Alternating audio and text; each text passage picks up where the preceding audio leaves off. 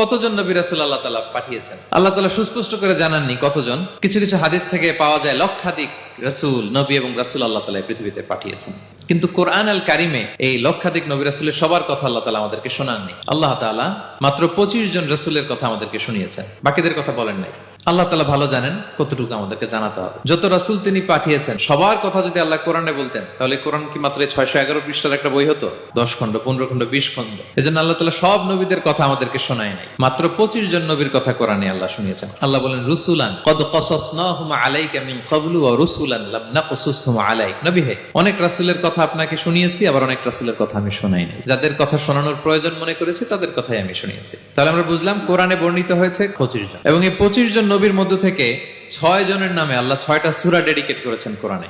6টা সূরা উৎসর্গ করেছেন। সূরা ইউনুস, সূরা ইউসুফ, সূরা ইব্রাহিম, সূরা মুহাম্মদ, সূরা নূহ, সূরা হুদ। 6 নবীর নামে আল্লাহ তাআলা 6টা সূরা ডেডিকেট করেছেন। এবং এই যত নবী আল্লাহ তাআলা পাঠিয়েছেন সব নবীর উপর ঈমান আনা আবশ্যক। It's compulsory to believe in every messenger sent by Allah subhanahu wa ta'ala to validate our faith. আমাদের ঈমানটাকে প্রিজার্ভ করার জন্য সব নবীর উপর আমাদের ঈমান আনতে হবে।